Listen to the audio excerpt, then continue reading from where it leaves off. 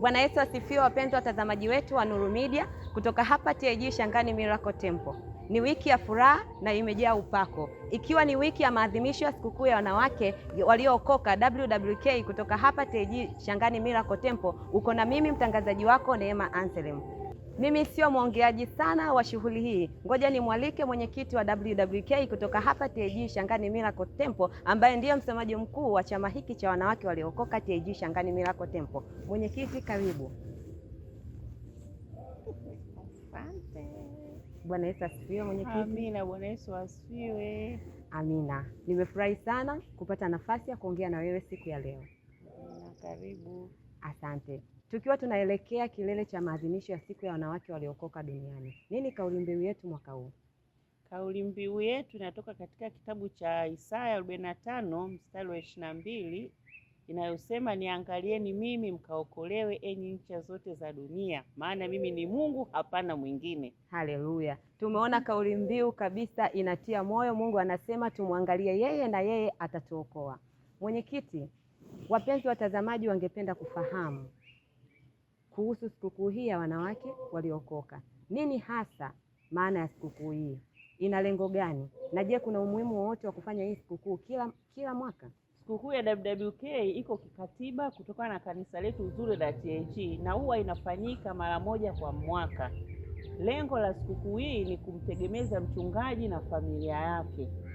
Na sikukuu hii ina umuhimu sana kwa wanawake kwa sababu inakuza huduma, kwa sababu ndani ya sikukuu hiyo wanawake wanafanya huduma mbalimbali kutokana na vipawa ambavyo Mungu amewajalia. Lakini pia kupitia sikukuu ya WWK tunapata nafasi pia ya kugusa wahitaji wengine. Mfano, kwa mwaka huu tunaenda kutembelea hospitali ya mkoa wa Mtwara inaitwa Ligula, na tunaenda kuonana na wodi ya kina mama na watoto, na wanawake wanapeleka vifaa mbalimbali kwa ajili ya kuwatia moyo. Kwa hiyo kipekee sikukuu hii ina umuhimu, lakini pia inafanya wanawake waweze kuwa pamoja, inadumisha upendo ndani ya kanisa, inadumisha ushirikiano, lakini pia inafanya kanisa likue, kwa sababu kupitia sikukuu hii tunapata pia neema ya kuhubiri mitaani, kufanya semina mbalimbali na watu wanaokolewa.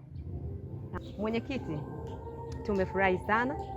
Naona kwa maelezo mafupi uliotupa tumeelewa nini maana ya sikukuu hii, kwa nini tunaifanya na ina umuhimu gani wa kuendelea kuifanya sikukuu hii. Kama mwanamke ambaye umeokoka, je, una ujumbe gani kwa wanawake ambao hawajaokoka, kwa mabinti na kwa wanawake wengine waliokoka kuelekea maadhimisho ya sikukuu hii ya wanawake? Ujumbe wangu kwa wanawake ambao hawajaokoka, kwanza ni lazima uokoke ili upate neema kwanza ya kuingia mbinguni.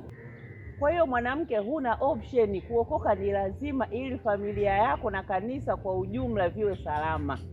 Amina. Kama ambavyo tumemsikia mwenyekiti wetu, wewe kama mwanamke, Biblia inasema wako wapi wanawake waombolezaji? Biblia inatafuta wanawake waombolezaji. Biblia inatafuta wanawake wanaomtumikia Mungu. Nikusii wewe mwanamke mwenzangu ambaye bado hujaokoka, kimbilia kwa Yesu, kwa sababu kama tunavyojua hapo mwanzo kabisa adui alitangaza vita na uzao wa mwanamke. Je, utapataje kupona kama hauna nguvu za Mungu ndani yako? Huku mambo ni moto, huku tunamtumikia Mungu, huku tunafundishana upendo. Ndugu mama mwenyekiti, ninakushukuru sana kwa ushirikiano wako ulionipa siku ya leo. Nikutakia maandalizi mema ya maadhimisho ya kilele cha siku ya wanawake. Amina. Amina, asante. Mungu akubariki. Amina. Ulikuwa nami mtangazaji wako kutoka hapa Nuru Media, Neema Anselm. Mpaka wakati mwingine tena, Mungu Baba wa mbinguni akulinde, akuhifadhi. Amen.